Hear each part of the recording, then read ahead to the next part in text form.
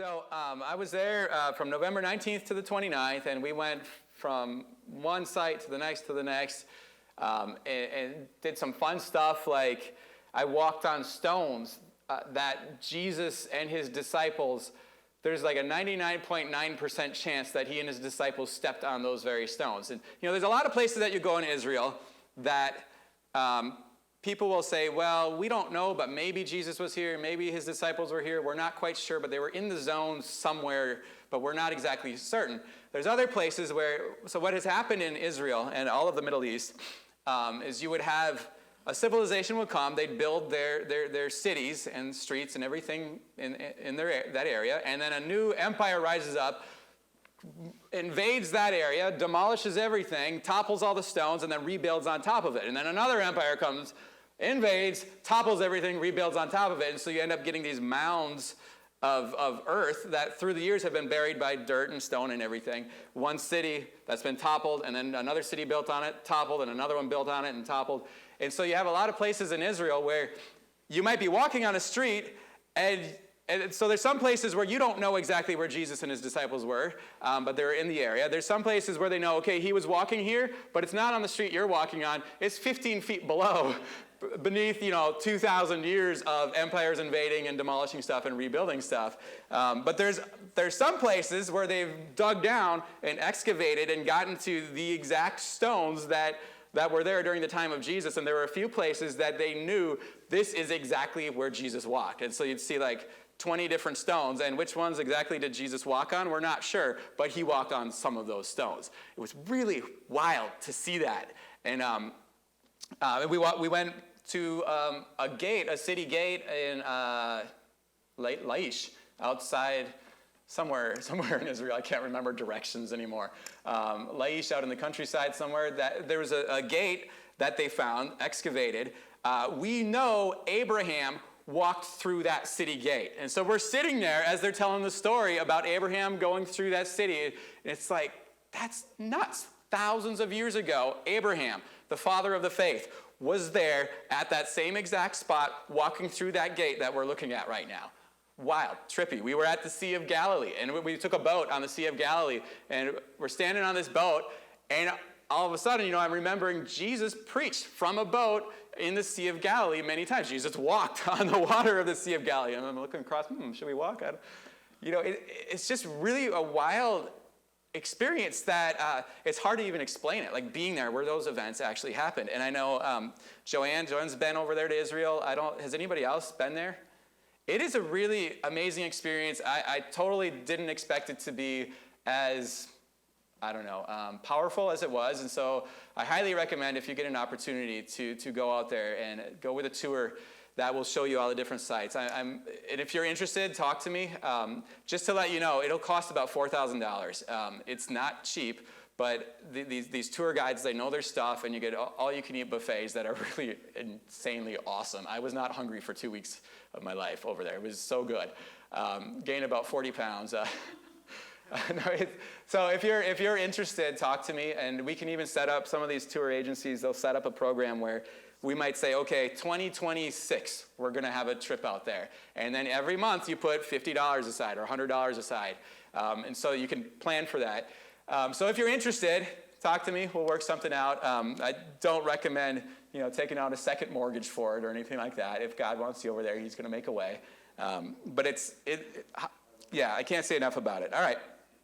So when I was over there were a number of things that subtly changed my perspective on the events of the Bible.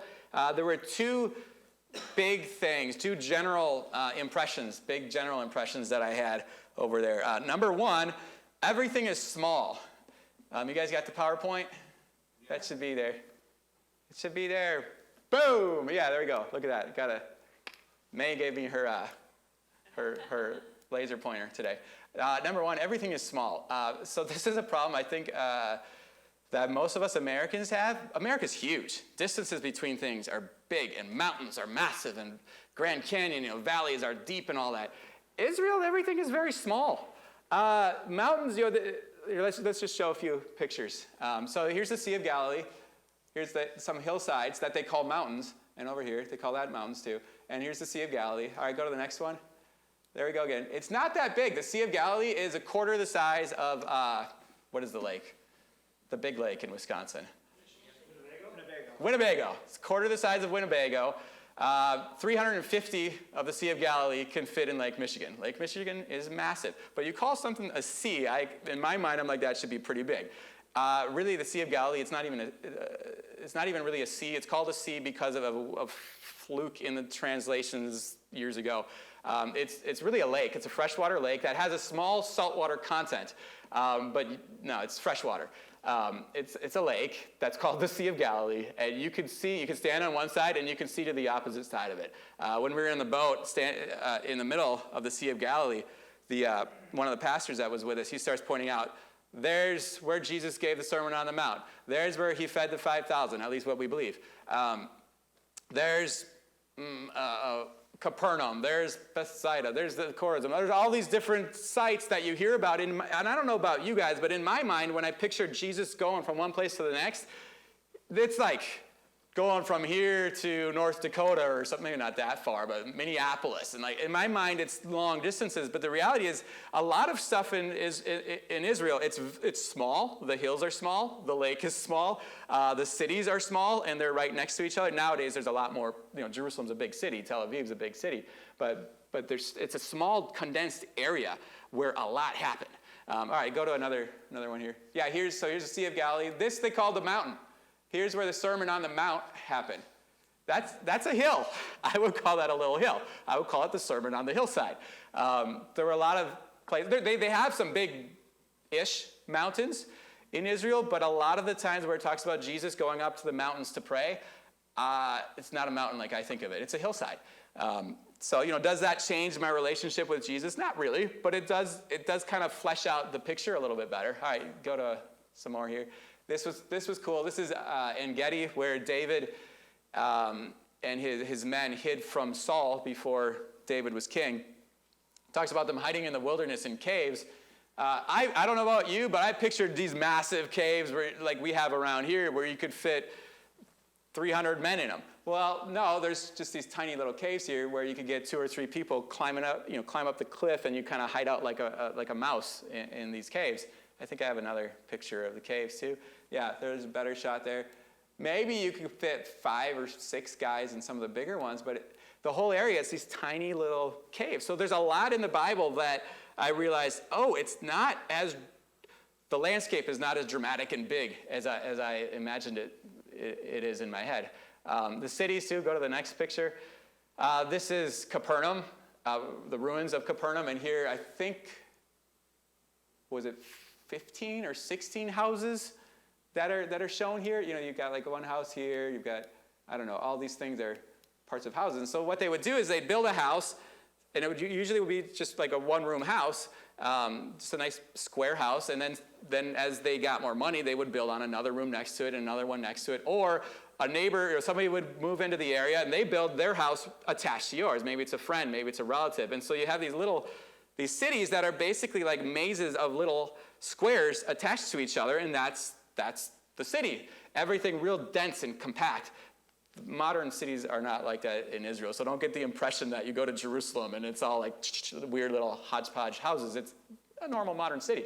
But back then, in the time of Jesus, that's what most of the villages and cities were like. Now, the Romans came in and they built bigger, and they had big roadways and things like that, but it was kind of still not big from our perspective. It still was still a lot smaller scale.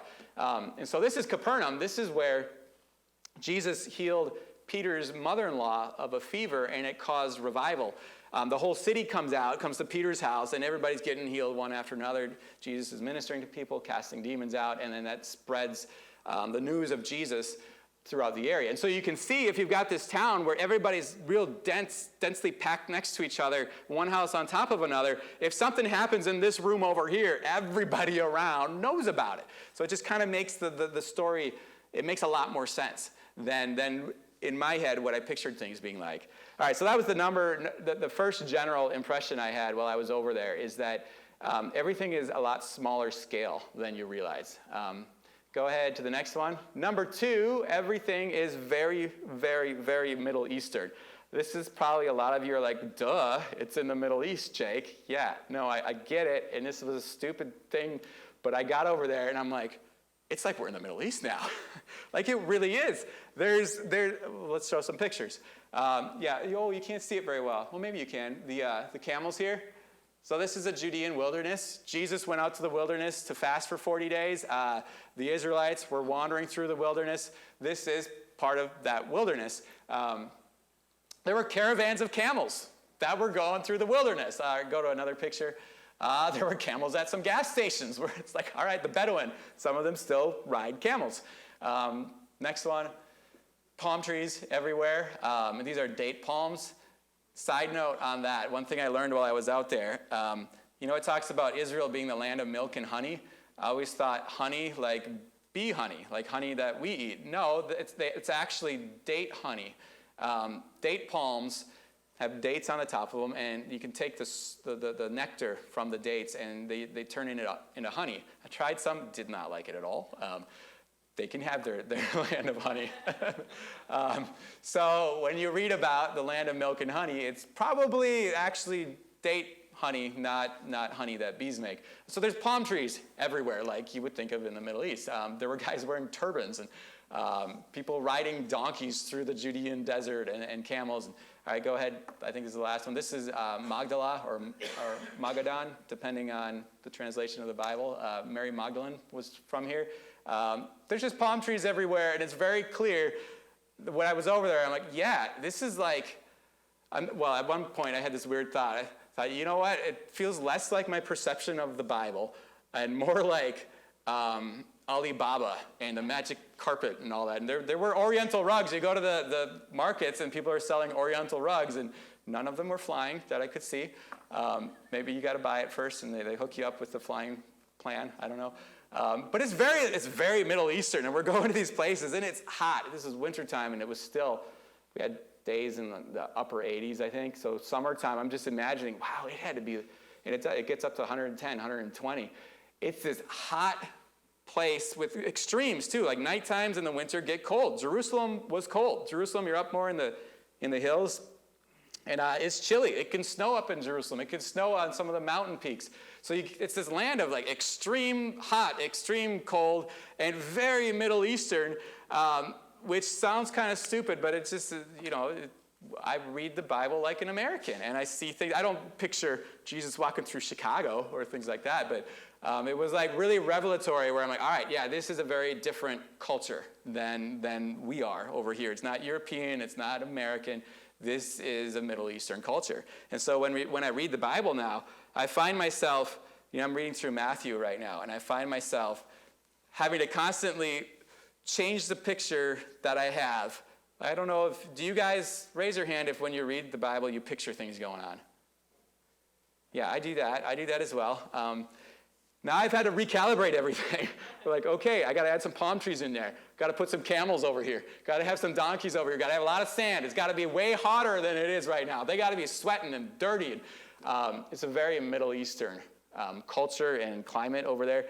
All right, so those are just some general observations that I wanted to share because I thought it was interesting and slightly changed my perspective on certain events. One of the ways, though, that Jesus has really, that God really impacted me while I was over there was just thinking through. So some of the sites we went to really drove home the price that was paid, the price that the early Christians paid to preach the gospel and to follow after Jesus. We are so insulated in America, modern America, from persecution, from hardships and suffering, specifically in regards to the gospel, but really everything. People in other places of the world, just to make a living, they're miserable. You have people in Pakistan that are in debt slavery for not their entire life, but for hundreds of generations, where they make a deal to get a little plot of land or to have a room in a house. The landlord says, okay, you're allowed to be here, but you and the next 40 generations are going to have to be my slaves and work in the salt mines. It's like, that's so different from what we deal with in America, where we stub our toe and we're like, oh, I'm being persecuted, I'm suffering, God have mercy on me. So there are places we visited in Israel that just drove home. The early Christians paid a huge price for us. And God has been speaking to me since, well, he spoke to me while I was out there, like, hey, look, this is the price they paid. Now, are you willing to pay that price? Are you willing to carry the cross? Are you willing to deny yourself and follow after me? Told someone this morning, I think, so when I was a kid, I was a really fast runner, short distance. Long distance, I hated long distance. But short distance, I was one of the fastest in my school. And I loved, like, we do these 50-meter dashes, and man, I was fast. I'd be in the top every time. I hated the relay race because I knew they'd stick me in a team. We'd have 3 other people in there, and there's going to be somebody who's just, they don't want to run, they don't care, they don't even want to compete. There's going to be somebody that tries, but they're just not good at it. Somebody's going to be, Butterfingers dropping the baton. And so I hated relay races. So I'm like, I'm fast. I want to win. Why do you stick me with all these people that are going to make me lose? I wonder sometimes, and I was thinking about this while we were in Israel, how does the early church feel when they look at us, the modern American church in particular? But, Europe's the same. Places in Africa are better in some ways, bad in other ways.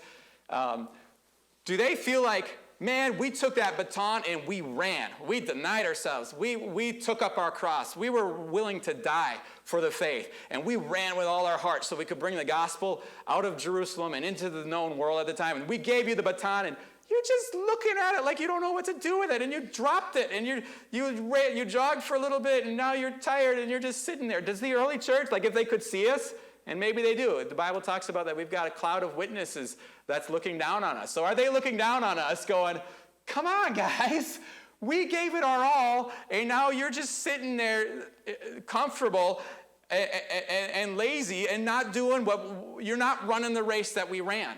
God kept speaking that to me over and over again when I was in Israel. Like, are we willing to pay the price? They paid the price, they ran with all their hearts, and they ran hard. They surrendered their lives to Jesus so that they could bring the gospel to the world. So what are we going to do about it? Are we going to just grab that baton and just go, I don't know, I'm kind of tired, I'm kind of busy, I got stuff going on, I don't want to look weird, I don't want to rock the boat, I don't want to cause problems, I'm just going to be nice and loving and friendly. And if they had that attitude, that we wouldn't be Christians today.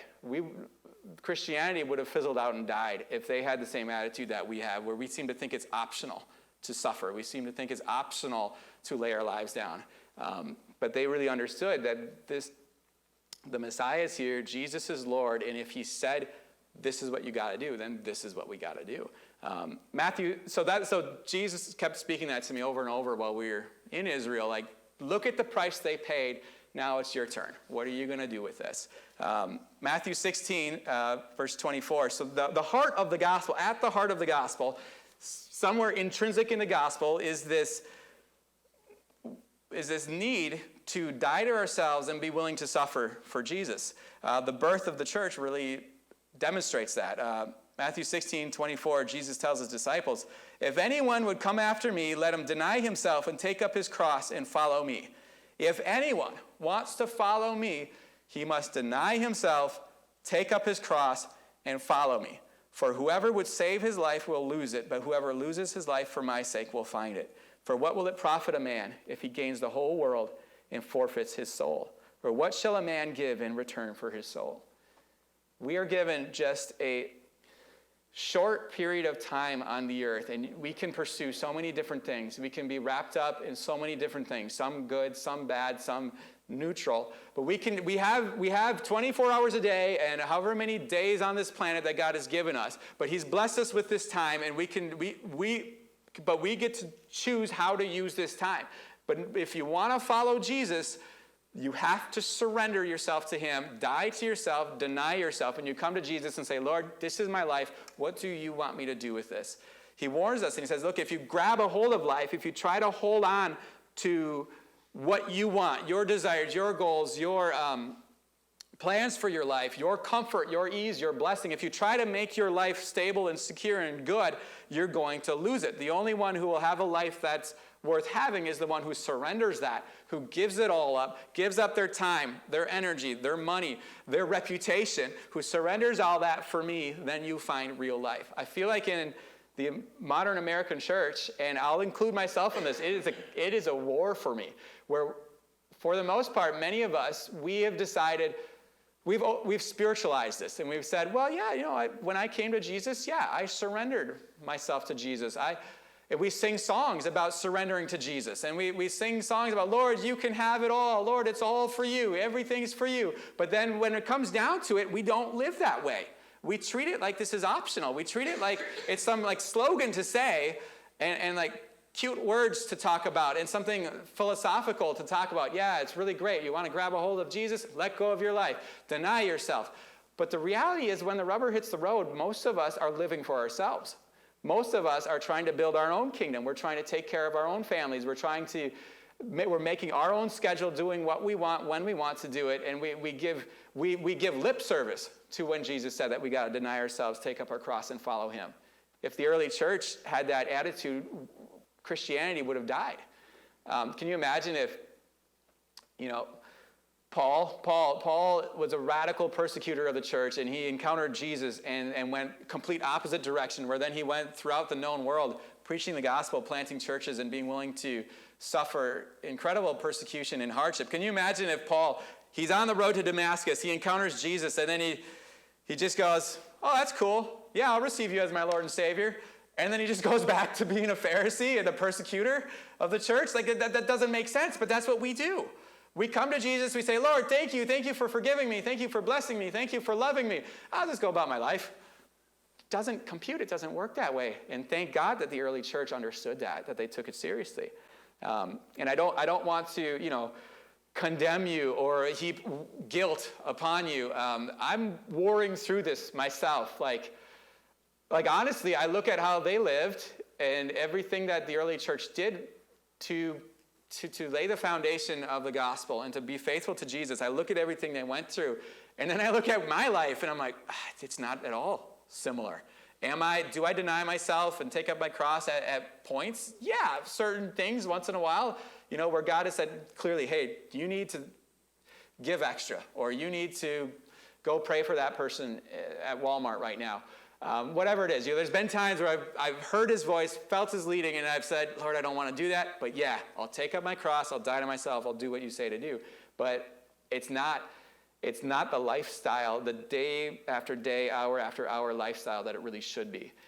If we take Jesus seriously on this, I think us as individuals and our entire church and our community would look a lot different. And so I don't want to just heap guilt on you and make you feel bad about where you're at. I want to let you know I'm warring through this too, and I'm trying to figure out, okay, there's the reality of you got to pay bills. You got to take care of your family. You have, there's certain obligations you have in life, but there's also the reality of the most important thing in life is that we give our lives to Jesus and we follow after him with everything. Like it would be the worst, most shameful thing ever if when we die we stand before God and he's like, I'll let you in because you believe in me, you trust in me, but man, I had so much more in store. If you would have just stopped holding on to your life, if you would have surrendered, if you would have really obeyed me, followed after me, man, you would have had this amazing destiny. You would have seen so much more fruit, but you had to hold on to your life.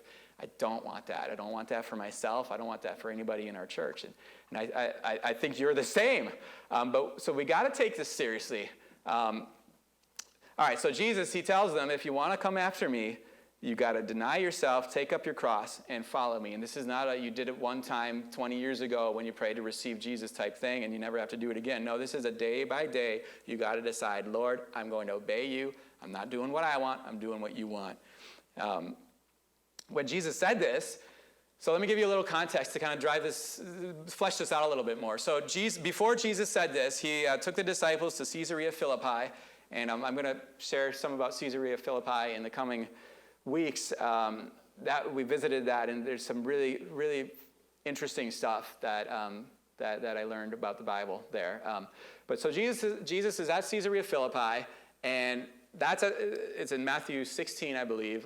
He asked the disciples, "Who do people say I am?" And that's when Peter says, "You are the Messiah, the Son of God." And then Jesus turns to him and says, "You're blessed, Peter, because God revealed this to you. And I tell you, on this rock, I think on that revelation, or maybe on this the rocks they were standing on that location where they're at, Israel, or maybe on Peter, because Peter in Greek it means little rock. Maybe he's saying you're going to be the star of this. Anyway, he says, on this rock I will build my church, and the gates of hell will not prevail against it. It's an amazing promise where Jesus is declaring, look, I'm building a new kingdom. I'm building a family. I'm building a spiritual family called the church, and the gates of hell will not prevail against this church that I'm building. So he makes this amazing promise, and I pray that back to Jesus all the time. You know, when you look at, I look at how dark the world is sometimes, or friends of mine, or people I know that are struggling with stuff, and I keep declaring it back to Jesus. Jesus, you promised that you would build your church and the gates of hell won't prevail. Right here, the gates of hell are prevailing. Jesus, give us victory. Prove faithful to what you said. It's an amazing promise from Jesus that his church is going to expand and win, and the enemy will not. Now, right after that, Jesus starts talking about, hey, I'm going to get rejected and killed by the priests. And Peter's offended by that. And so he rebukes Jesus, which, wow, the nerve. You had to have had some boldness there. Peter starts rebuking Jesus. Jesus, you got to have faith. Come on, you said that the gates of hell won't prevail. No, don't give in to that negative thinking. You got to have faith, Jesus. And then Jesus turns to Peter, calls him Satan, rebukes him, and he says that he's not thinking about things clearly. And then he says this statement, that if you want to follow me, you got to stop serving yourself. You got to deny yourself, take up your cross, and follow after me. I don't think this was accidental, the timing of everything there. I think that God is trying to show us that the two go hand in hand, that if we want to see his victory, we want to see the gates of hell overcome, we want to see the church victorious over the enemy, then it starts by us following Jesus, denying ourselves, taking up our cross, and not doing what we want, dying to ourselves and doing what he wants. If you don't, it works both ways. If you want to see his victory, you got to die to yourself first. But also, if you're not willing to die to yourself, we're not going to see the gates of hell overcome. We're going to constantly be frustrated and confused and wondering, why are people so bad? Why is sin so strong? Why is the enemy winning all the time? Well, because you stopped following Jesus and following your own plans. You stopped denying yourself, started fulfilling your own desires. You stopped taking up your cross, and you put your cross down and decided that you know better than Jesus. We've got to get this right. Jesus is clear that the enemy will not prevail, that the gates of hell will not prevail. But it works together with us, the church, the people of God, saying, Jesus, we're going to do what you want, not what we want.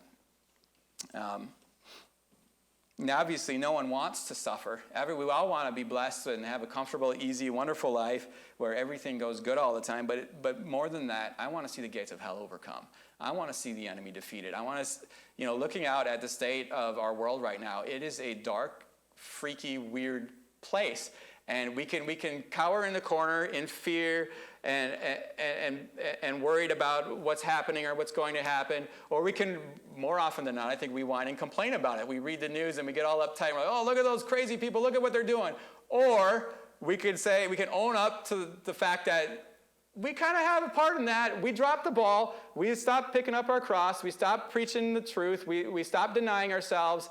And we stopped going out there into the darkness with the light, and that's why the darkness has expanded. That's why the enemy seems to be winning. And we can take responsibility and go, Lord, we suck. That was bad. We screwed up. Let's get back to doing this right. Let's take your word seriously. And I think that's what we got to do, where we get back to actually really denying ourselves, taking up our cross, and follow after him.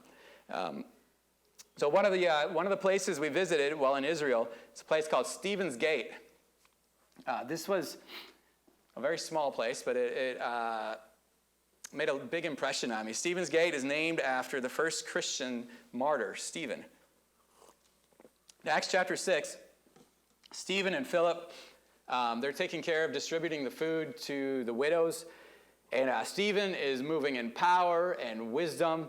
They're seeing signs and wonders happen. I don't know what exactly. Probably people are getting healed. Maybe the dead are rising up. Maybe they're casting demons out of people. Whatever it is, Stephen is moving in some power.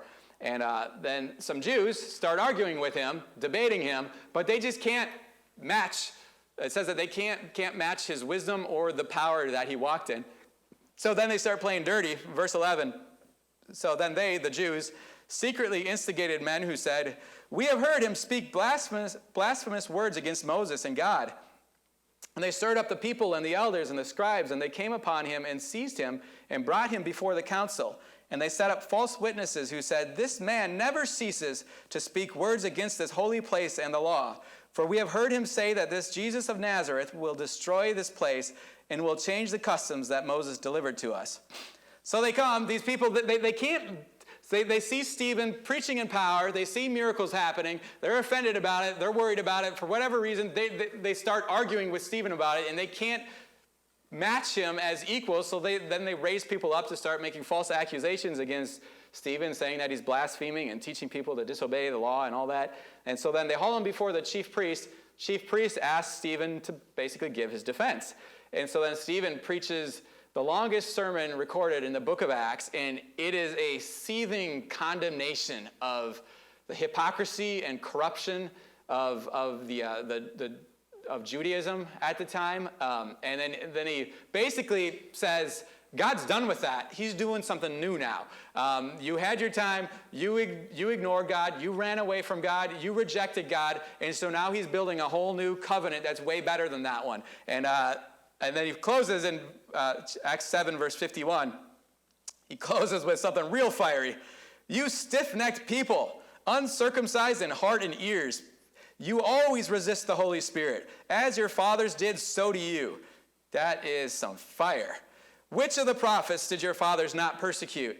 And they killed those who announced beforehand the coming of the righteous one, whom you have now betrayed and murdered. You who received the law as delivered by angels and did not keep it." He's not mincing words. He's being very clear, very direct. You guys screwed up. You murdered the Messiah, and God has given you the laws and the commandments. The angels themselves came and declared the truth of God, and you rejected that. And then he sent you prophets to speak the truth to you, and you ignored that, and then you killed them. And yeah, in the history of Israel, that happens again and again and again. They're constantly, stubbornly resisting God, rejecting God, fighting against God, and to the point where then God sends his own son, and they murder him. He's not being nice and friendly. He's being very clear about how they screwed up. And then the next verse. "Now when they heard these things, they were enraged, and they ground their teeth at him. But he, full of the Holy Spirit, gazed into heaven and saw the glory of God, and Jesus standing at the right hand of God. And he said, 'Behold, I see the heavens opened, and the Son of Man standing at the right hand of God.' But they cried out with a loud voice, and stopped their ears, and rushed together at him. Then they cast him out of the city, and stoned him.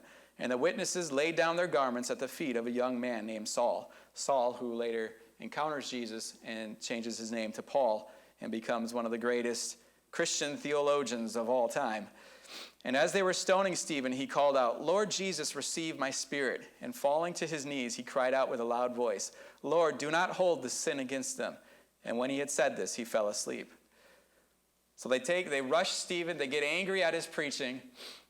They don't like the words that he says. They gang up on him, rush him out of the city, and then they stone him, and he dies, and he becomes the first Christian martyr. Go to the next screen. This is actually where that happened, right about there. They took him out through this gate here, and bam, just killed him. And then that launches a full-scale attack on the church in Jerusalem, and many of the believers, all but the apostles, basically spread out beyond Jerusalem, went to other areas preaching the gospel. And Paul and possibly others, Paul and possibly others, started going door to door, hauling them off to prison because they were preaching Jesus. Now, the crazy thing is, Stephen didn't have to die.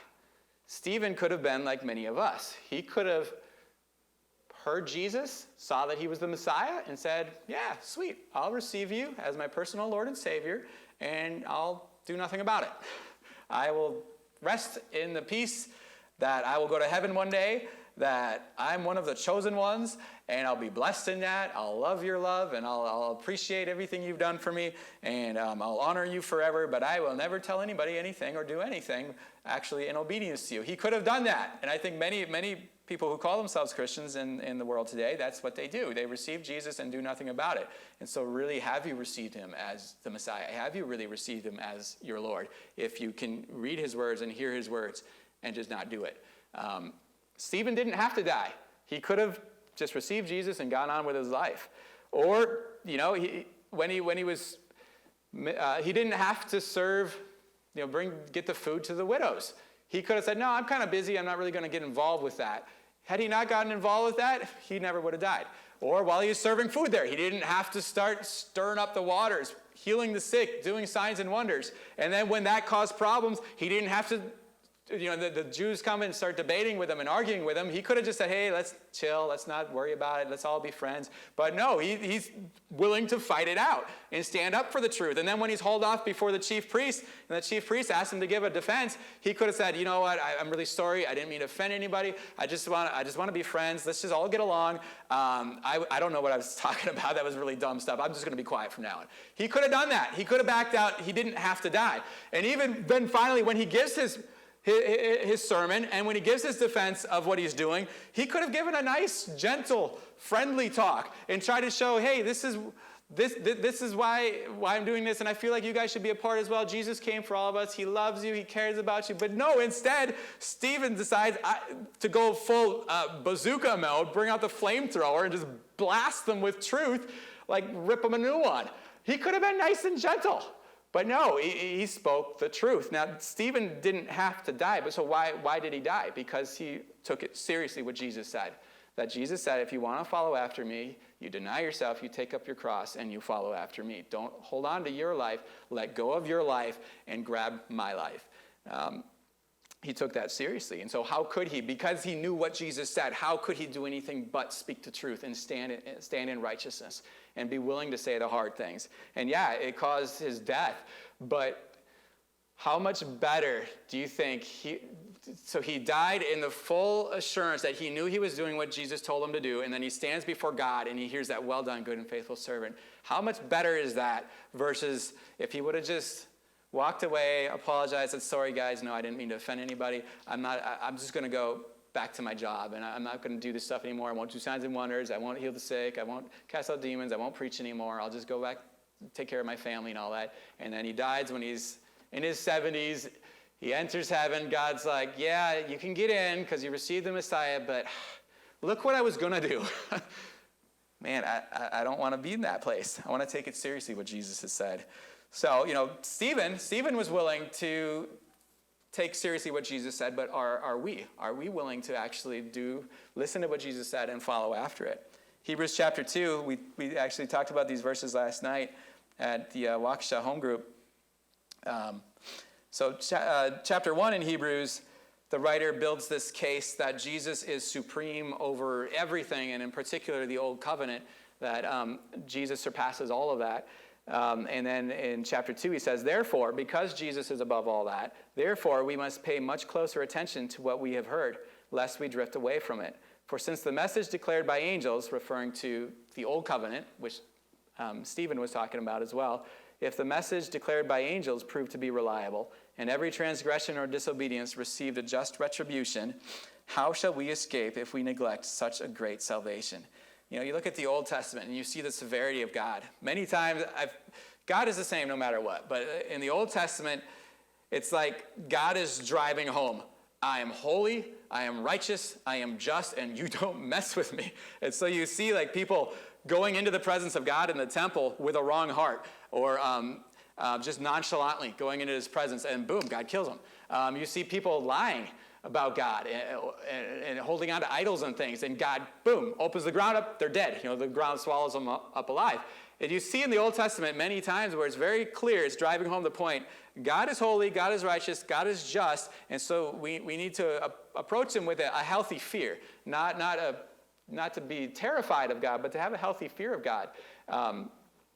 So if the Old Covenant was like that, how much more should we treat Jesus and the New Covenant seriously? Like in the Old Testament, if you were caught not following one of the laws, the community, they had to take you out and kill you, stone you.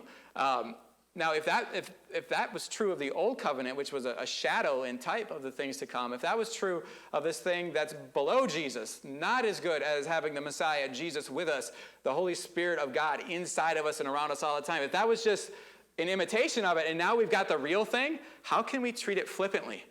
I feel like so many times we hear the words of Jesus, we hear what he says to do, and we just say, yeah, but I got my stuff. I got to do this. I got to do that. Yeah, but you're going to forgive me no matter what anyway. Yeah, I don't want to presume on his grace. You know, I want to see his words, and I want to follow after him. I want to do what he says to do. So Stephen and the early church, they didn't treat it like a game and something just to hyper-spiritualize and philosophize about and play mental, intellectual games on and just go to Bible studies and discuss it and never do anything. They treated it like, this is what Jesus said, so we're going to do it. Another place where this really hit home for me was at the southern entrance to the temple. So in Israel, the temple was, so all right, when I mentioned everything in Israel being a lot smaller scale than I pictured it in my head, that's everything except for the temple. The temple is massive. So could you show the next screen here? Yeah, there we go. So this is not super clear, but so this is Jerusalem during the time of Jesus. This was Jerusalem during the time of King David right here. Anybody have any idea what this giant building is here? That's the temple. Yeah, that's massive. Oh no, my batteries are gone. Okay. Anyway, this was the one part I really wanted to, there we go. This here, that was there, that's King David's palace that he had built, and then it was converted to other things because King David was no longer around. So look at the size of the temple compared to King David's palace. One of the buildings that you can barely see toward the left there is a palace that Herod built that Pilate would reside at. Up there, you can barely see it, is the Antonia Fortress. That's the second largest building was the second largest building during the time of Jesus in Jerusalem. The temple is just massive. And to go into the temple, there were a number of different entrances that you could go through. The main one that most people use was right here. Well, there's two of them. Wow, I'm really shaky. So there's this entrance and that one. This is called the Southern Gate. This wall here is to the south. The Holy of Holies is right here. This thing, all going around here, is what's called the Solomon's Colonnade. It's a massive area that you could probably fit, 100,000 people maybe. It's just massive. And so most people would enter the temple, though, through these southern gates here. This one was for the men. That one's for the women. There's also a gate over here. This gate is called the Beautiful Gate. Well, they're not sure where the Beautiful Gate is, but some think that it was over here. That's where, when they talk about Peter and John going into the temple, and they saw the man that was begging, the crippled man begging, he was put at the Beautiful Gate. The Beautiful Gate was not a really popular gate. The main gate was the South Gate. It was the main entrance. Why don't you go to the next slides here? So here's the South Gate is still there. There's a lot that's been destroyed and rebuilt on top of, but they're trying to uncover more and more of the old temple. And then part of the temple compound structure is the dome on the rock that the Muslims have taken over. But this is one of those entrances in the South Gate. There's another one that would be way over here. The steps would go up, and here these are modern steps, but I'll show you in a picture of the steps that Jesus and his disciples actually would have walked up. And this used to be two entrances, and then they made these three here, and then when the Muslims invaded in the 700s, then they blocked it off so that they could use it for whatever they wanted and keep Jews out of the temple. All right, so that's the Southern Gate. Go to the next picture here. Here's another one. So I was actually on these steps here. These are steps, actual stones that were there during the time of Jesus and the disciples. Now the Southern Gate, why am I showing you the Southern Gate? Because the Southern Gate is the most important entrance into the temple. It was the most popular entrance into the temple. It was the most often used entrance to the temple. If someone went to the temple, they most likely went through the Southern Gate. People would congregate at the Southern Gate. You'd have crowds of people going into the temple. There's a flat area where you'd have people selling stuff, people just congregating, hanging out, talking, there were ritual baths there, where in order to go into the temple, sometimes you would have to take a ritual bath to cleanse yourself, and then you'd go into the temple. All of that was the Southern Gate. So most likely, when it mentions people going into the temple in the New Testament, they probably went through the Southern Gate. So this is most likely, when Joseph and Mary presented Jesus at the temple, they most likely walked up these steps here. When Jesus, as a 12-year-old, hung out in the temple teaching the teachers of the law, he probably entered through those steps there. It's highly likely, because everyone would gather here. Everyone would kind of, it was this big gathering place. So there were always people there. So it's very highly likely that at times Jesus preached on those steps themselves.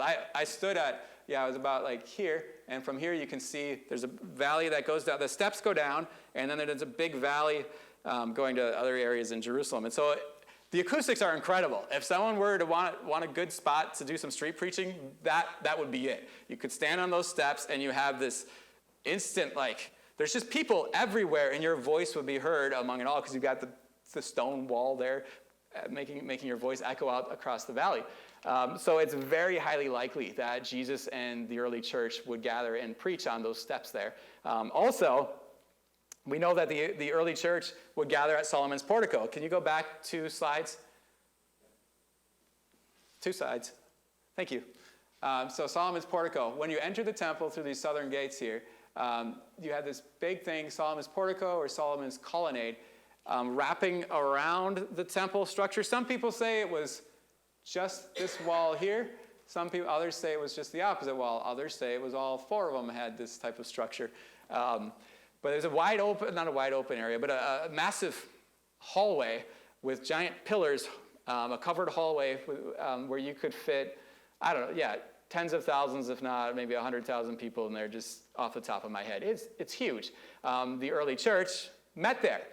So as the early church, the first church, as they would go and gather to meet for their church services, they would be walking up those temple steps. So it's really fun to be there and know this is where a lot happened. Now, one of the things that I mentioned already was so in Acts chapter 4, Peter and John, they go to the temple, but they go not through the south gate. Can you go to the south gate pictures? Yeah, sweet, thanks. They go not through the south gate this time. They decided to go through the beautiful gate. And there's different theories on where that is. The one that makes the most sense to me is it's this small gate that's not very popular. For some reason, God put it on their hearts, go through the beautiful gate. And as they're going through the beautiful gate, they see a man who's crippled, and he's begging for money. And Peter and John look at him, and they say, "Silver and gold have we not, but what we have we give to you. In the name of Jesus, get up and walk." And the guy is instantly healed. He starts celebrating, draws a crowd around him. And so they're in the temple at this point. And then a crowd starts to gather, and it says that they were in Solomon's portico as this crowd gathers. So that big colonnade, that big wide open area where the church would gather, and you could have tons of people there. They all start gathering around going, "What just happened? Tell us more about this." And so they're preaching Jesus. Then the temple guard gets all upset and worried about what's going on. So they come, they arrest Peter and John, haul them before the council. And then they tell them, just go away. We're not going to do anything bad to you. Just stop preaching Jesus anymore. And then Acts 4, verse 19 says, "But Peter and John answered them, 'Whether it is right in the sight of God to listen to you rather than to God, you must be the judge. For we cannot but speak of what we have seen and heard.'" Again, here's 2 guys that really understood. If you want to follow Jesus, you deny yourself, take up your cross, and follow after him. They could have easily, when the priest told them, "Stop talking about Jesus," they could have said, "All right, yeah, we don't want to ruffle your feathers. We don't want to get arrested. We want to be, nice moral people. We don't want to cause problems here. So yeah, we'll stop preaching." And maybe they just go back to their church and they talk. They share with their church about, "Hey, this is what happened on our way to the temple. We healed this guy. It was awesome." And they have their nice quiet prayer services, and they teach the Bible, and they just do their thing quietly without offending anybody and without causing problems. They could have done that, but instead they understood Jesus was serious, that we need to be willing to die. We need to be willing to stand on the truth and not surrender. And they said, "Look, whether you think it's right to obey God or man, we're going to obey God. We can't but talk about what we've seen. We can't be quiet because we know who the Messiah is, we know who Jesus is, and we know what he said to do, and so we're going to do it." So despite the threats and despite the danger, that's what the early church did. So it's also, these southern steps here, this southern gate, this is also the place where Paul was harassed by some Jews. After Paul was on the mission field for a number of years. He comes back to Jerusalem, and the church tells him, look, there's a rumor going around that you're traveling the world teaching Jews to not obey the law. And he was not doing that at all. It was a false rumor. And so they said, hey, to put them at ease, we have these 4 guys here who are in the middle of, they made a vow, and they're in the process of being released from their vow, and so they have to go through the purification rituals and all that. So why don't you go with them to the temple, you pay their way, and you be their sponsor, basically, to finish this vow. And that will let everybody know, oh, Paul's cool. He has no problem with the law. He wants to encourage Jews to follow the law. He's not speaking against the law. And so Paul says, all right, sounds like a good idea. So he goes to the temple. He does all this stuff. Well, after they've been... so they had to be there for a lengthy amount of time. And I guess we'll pick it up at Acts 21, verse 27. It says, when the 7 days of their purification ritual were almost completed, the Jews from Asia, seeing Paul in the temple, stirred up the whole crowd and laid hands on him, crying out, men of Israel, help! This is the man who is teaching everyone everywhere against the people and the law in this place, which is a total lie. Moreover, he even brought Greeks into the temple and has defiled this holy place. No, it didn't happen. Complete lie. For they had previously seen Trophimus the Ephesian with Paul in the city, and they supposed that Paul had brought him into the temple. Then all the city was stirred up, and the people ran together. So they're in the temple. These guys get everybody stirred up, and they run together. This whole crowd starts gathering toward Paul. And it says, they seized Paul and dragged him out of the temple, and at once the gates were shut. We don't know which gate this was, but most likely this was the southern gate. Those steps that I showed you, that was most likely where they dragged Paul to. They brought him out onto the steps there. A lot of the other gates, the steps were not, they couldn't hold a crowd. And the southern gate, that's just where you went. So most likely everything here, this happened right there on those steps. And as they were seeking to kill him, word came to the tribune of the cohort that all Jerusalem was in confusion. So the tribune then sends soldiers to go grab Paul for his own safety, because they're going to kill Paul on the steps of the temple. Real good Jewish people. They're going to kill him. They're so mad at him and just riled up. And so soldiers come, they grab Paul, they bring him to the Antonia fortress, keep him safe there, and then eventually they get him to a place called Caesarea, or Caesarea Maritima. But it all, and that leads to eventually Paul. So he's kept in prison there in Caesarea for over 2 years, and then eventually he appeals to Caesar. They bring him to Rome, and then he's kept in house arrest in Rome. But it all started, his arrest and his years in prison, all started there on those steps, where and again, Paul could have just taken it easy. He could have calmed the crowd down, maybe, or maybe they put him in prison, and he said, you know what, I don't need to appeal to Caesar. I don't need to stay in prison. Yeah, go through the trial, and they let him out, and everything's fine. He could have kept quiet, or he didn't have to go around preaching the gospel and stirring people up. He could have just stayed a Pharisee, or he could have just loved Jesus quietly on his own and worship Jesus and have a nice private faith and never do anything that would offend anybody. But he took what Jesus said seriously and paid a price for it. Just like Stephen, just like Peter and John. All right, so they bring Paul to Caesarea Maritima. There you go, Caesarea Maritima right there. After causing the ruckus in the temple. And, he didn't really do it. The crazy people did.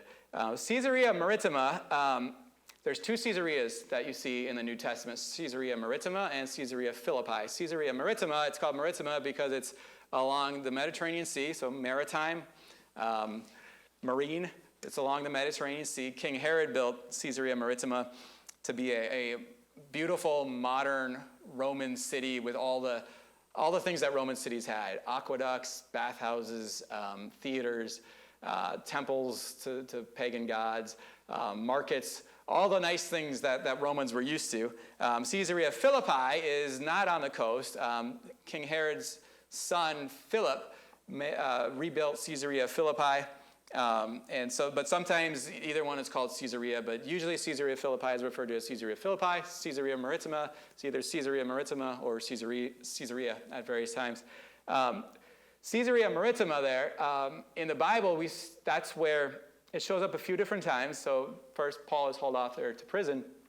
And then also in Acts 10, when Peter gets his vision of the sheet being lowered from heaven with the different animals, and God tells him, kill and eat, and then paves the way for Gentiles to come into the kingdom of God. And then he sends him to Cornelius, an Italian man who is in Caesarea. And so that's Caesarea Maritima. And through that, Cornelius and his family receive the gospel, and that's the first Gentile that is allowed into the kingdom of God.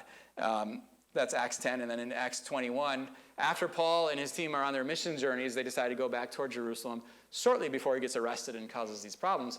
And they stop by Caesarea because Philip the evangelist is there, and they spend a few days with Philip the evangelist, and then they get to Jerusalem. So Caesarea shows up a few times in the New Testament, and now Paul is there in prison. Herod the Great had built this city, and he wanted it to be a fully Roman city. Romans did not like to be stationed in Judea. It was hot. They felt there was a bunch of backwards people who didn't understand Roman ways. It was dirty, noisy. They didn't like it. The cities were crowded and jammed together and not organized at all. They liked roads and aqueducts and cleanliness and also crazy stuff too. But they didn't like being stationed in Judea. And so King Herod the Great, he decided to build Caesarea Maritima to be this fully modern Roman city that actually drew a lot of attention from the rest of the world. They said it was a beautiful city, said it was a city of blue, white, and green. Blue for the Mediterranean Sea, and white because they built a lot of buildings out of white stone, and then they plastered it with white, and green, lush gardens everywhere. So he made Caesarea to be like a comfortable city that he liked to be in, and so that it ended up he turned it into the capital of Judea. So he built a palace there, very beautiful palace, and other visiting dignitaries, they have spoke about how beautiful Caesarea was, and they loved it, but they didn't like anything else about Judea. So let's show some pictures there. So he builds this palace. Here you got some pictures of the palace. Again, you got to use your imagination a little bit, but there's the Mediterranean Sea right there, and he had this big 2-story palace that he built here, complete with swimming pools. You can show the next slide. There's one of the swimming pools, and these are, you can't see them so well on this picture. Our screen, we need a better screen, projector. But there's some mosaics that he built there. It was renowned for different artistic things and statues that they had around. The pool, this was a giant statue of King Herod right here, which, of course, you're Roman king, you're going to have a statue of yourself there. Lush gardens throughout the palace. He wanted to make it a really nice place because he didn't like being in Judea, so he wanted a place where he could pretend he wasn't in Judea, and that was his palace in Caesarea Maritima. So they bring Paul here, and we visited Caesarea Maritima our first full day, I think it was, in Israel, and this was one of them that made the most lasting impression on me. We were going around visiting everything, and then I'll show you a picture in a little bit. But all right, so this is where Paul was brought eventually for trial. Was here at Herod's palace. Herod was no longer around. Festus is residing here, the governor of Judea at the time, and so they bring Paul to Caesarea, and then they bring him to the palace here to stand trial before Festus. Acts 25, verse 6. After Festus had stayed among them he was down in Jerusalem. After he had stayed in Jerusalem among them, not more than 8 or 10 days, Festus went down to Caesarea. And the next day he took his seat on the tribunal and ordered Paul to be brought. So he gets back, Festus, the governor, gets back to his palace in Caesarea, and he takes his seat on the tribunal, or others call it the judgment seat, or the hearing place was another term they used for it, the bema seat, if you've heard that word before. He takes his seat there, and he orders that Paul, there's some ruckus that happened in Jerusalem. Festus wants to figure it out, so he orders Paul to be brought before him at this tribunal. Now, show the next picture. Next slide, please. That's right here. This is the exact spot that Paul stood. Isn't that wild to think about? You've got Festus here, the most powerful man in Judea, and he has Paul's life in his hands, and they bring Paul exactly to that spot. And Paul could have weaseled. He could have got out of. He did. So let me just read what it says here. So he brings Paul here at the tribunal, And Festus wants to figure out what's going on. So they've got some people from Jerusalem as well, the priests and teachers of the law that were part of the riot. They get them there, and everyone's making their case. And the Jews, they're trying to convince Festus to send Paul back to Jerusalem because the Jews have an ambush that's waiting to kill Paul. And so they want him to send him back to Jerusalem for trial there so that they can kill Paul on the way.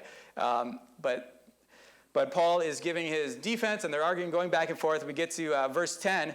Paul says, I am standing. He refuses to go to Jerusalem. He says, I am standing before Caesar's tribunal, right here, where I ought to be tried.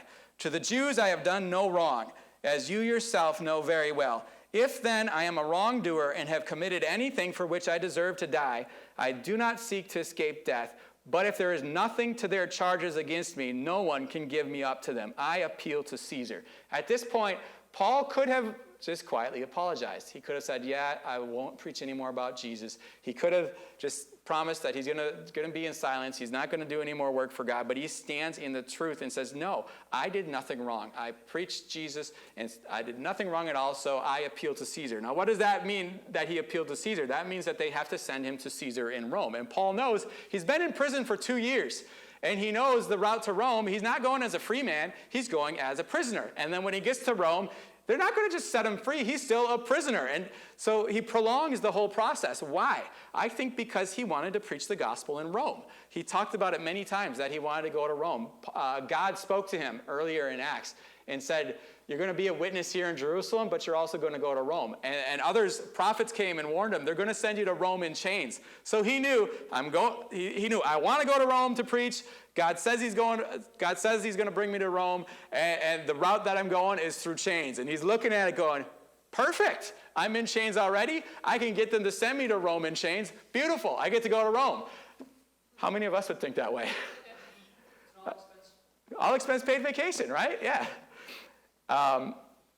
Okay, he says, I appeal to Caesar. Then Festus, when he had conferred with his council, answered, to Caesar you have appealed, to Caesar you shall go. And then we know the rest of the story. They put him on a ship. They get shipwrecked in Malta. And they get him on a ship again. They get to Rome.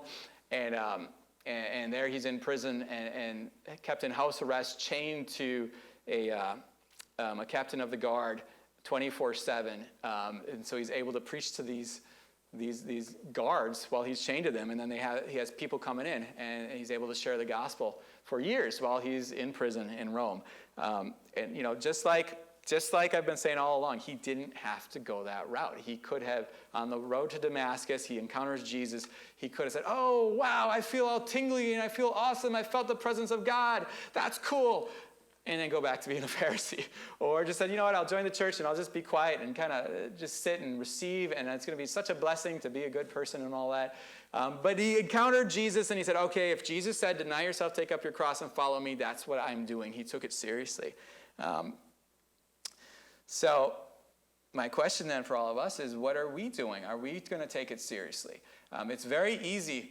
We're not facing massive persecution. We have levels of persecution, and it might grow harder. But we're not facing currently, not here in America, facing the kind of persecution they dealt with. It's very easy for us to not suffer, not have hardship, just to relax and go, hey, it's cool. I want to be a Christian. I want to love Jesus. I want to be blessed, and that's it. And our suffering is, I get up at 9 o'clock so I can make it to church once a week at 10. If we act like it's such a difficult thing. Jesus said, you want to follow after me, deny yourself, take up your cross, and follow after me. I think we have to, the early church got it.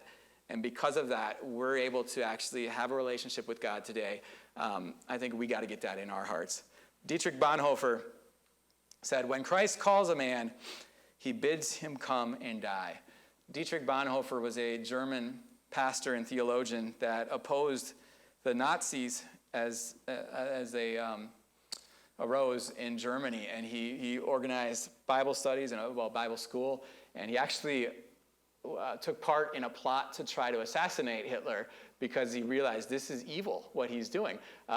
He had a small role of trying to deliver something somewhere. But because of that, because he would not bend the knee to Hitler, and because he spoke out strongly against what Hitler was doing, and because he He built underground networks of Bible schools and really preached the Bible. And because he resisted what the Nazi regime was doing, and he did that because of his faith in Jesus. So they threw him in prison. He eventually was killed for preaching the gospel and not bowing to Hitler. I think, and then he wrote this book, The Cost of Discipleship, where he said, look, there is a real cost to following Jesus. You don't get to just come and receive the blessings and just live your life like normal. And they were seeing that. He was seeing that in Germany at the time. There were plenty of Christians that, as they saw Hitler rise, they said, "Hail Hitler! Yeah, we approve of you. Yeah, you're doing good for Germany." And they'd hear the evil things he said, and they knew about the Holocaust. Maybe not everything, but they saw evidence of it. They knew what was going on, and to keep peace and to preserve their own lives, they agreed with it. They kept silent, said nothing, or they actually actively approved of it and said, yeah, this is a good thing. It's good for Germany. It's building up our economy. It's helping us get out of the Depression. Christian people, supposed Christian people. But Dietrich Bonhoeffer, looking at it, said, I can't do that. If Jesus said to follow him, I have to follow him. If he is the way, the truth, and the life, it means Hitler is not. If he is the master, it means Hitler is not. If the Bible is truth, it means that what the Nazi party is saying is not truth. And because he took that stand for the truth, then he ended up giving his life for it.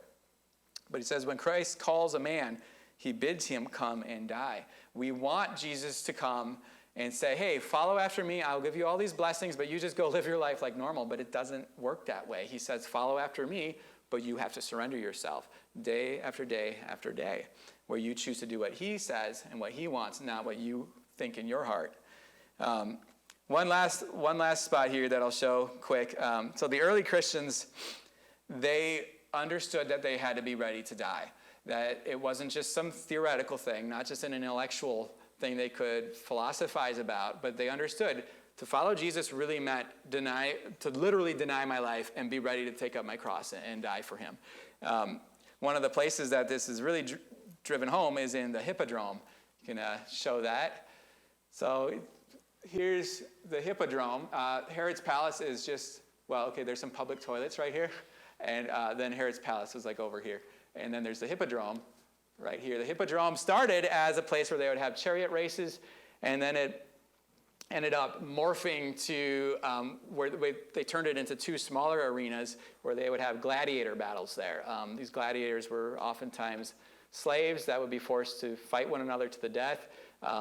Also, as the church began to become a thing, they would throw Christians in there and have slaves, gladiators trained to kill, fighting Christians and hacking them to death while people were on the stands there just watching and enjoying the show.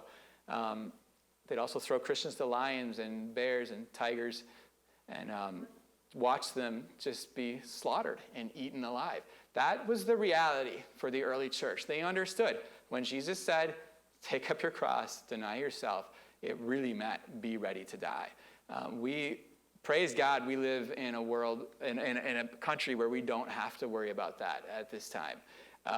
You can come to church, you can follow Jesus, and you don't have to face intense persecution. There is some level of persecution that we've seen arise. Like you may be fired out of and lose your job. You may have, you may be like right now there's the case with the Christian graphic designer that said, I'm not going to make a website that celebrates a gay marriage. I'll make a website for a gay person, sure, but I'm not going to make a website that says that a gay marriage is okay because that's against what the Bible says. And she's being brought to court and will waste a lot of time and money because she's refusing to back down. The Christian baker that refused to make cakes for a gay wedding. Again, he's receiving flack on all ends. So when you take a stand today for the Bible, you do put yourself out there to get a level of persecution. Not the same as these guys dealt with, but there is some that exists nowadays, and that may increase as we see our world in America, people turn more and more away from God. So we have to have our hearts set right, where we just get it clear that no matter what, we're doing what Jesus says. And now there's two levels to that. There's the one level of dealing with the persecution and just deciding, like I've decided, there's pastors that have gone to jail for saying things that I say, have gone to jail in Canada or Europe. for preaching against homosexuality or standing up for the biblical concept of marriage and things like that. There's pastors that have been to jail for things like that. There's pastors that went to jail for not closing up shop during COVID. And so me and Brian, we've talked about it and said, no, we're not going to stop preaching the truth. We're preaching no matter what. But so there's the one level of where you need to decide it in your heart. I'm standing for the truth no matter what, no matter how intense the persecution is, no matter if people at my workplace laugh at me and mock me, if they call me names, if they say I'm a bigot and I'm full of hate because I believe what the Bible says, if they spread lies about me, if they, whatever, if people, kids at my school laugh at me and tease me about it, or neighborhood kids or whatever, that you decide in your heart, I'm not backing down because I know this is the truth. So that's like one level of it. But then there's the other side outside of persecution. Look, this is real, what Jesus did. The gospel is real, and those early Christians understood that. And they grabbed a hold of the fact that Jesus really came, he really changed our lives, and he told us to preach. And despite the fact that they knew that it could very well cause their imprisonment or their death, they did it. So that's the second part, where we got to decide not just that, yeah, we'll stand in the face of persecution, but we got to decide, I'm going to actually take this gospel and do something with it. I'm going to tell my neighbor about Jesus. I'm going to start praying for the lost. I'm going to start feeding the homeless. Whatever, that you go to God, you say, Lord, what do you want me to do? Because this is real, this is serious. I don't want to just treat it flippantly. I don't want to just have, in one ear, out the other one, but I actually really want to grab a hold of the truth that your gospel represents and bring this to the world. And so that one, to me, that's almost harder. If we're actively being persecuted, you have people hunting you down. I think it's easier to get a little riled up. And you're like, yeah, right. You want to take me out? All right. Well, I'm not giving up. I'm not surrendering. But when there's no persecution and you have to go out there, put yourself on the edge where now you're putting yourself in a position of being persecuted, that's harder. If that makes sense to you guys. And so we have to do both. The early church really got it, that what Jesus did mattered. And so they said, all right, he said, deny yourself, take up your cross, follow after me. We're going to do that. They paid a huge price. Now the batons come to us. What are we going to do about it? Are we going to just go, oh, that's cool, and live our lives? Or do we go, all right, let's get serious about this, and we start listening to God, following after him, and doing what he calls us to do every step of the way? Amen.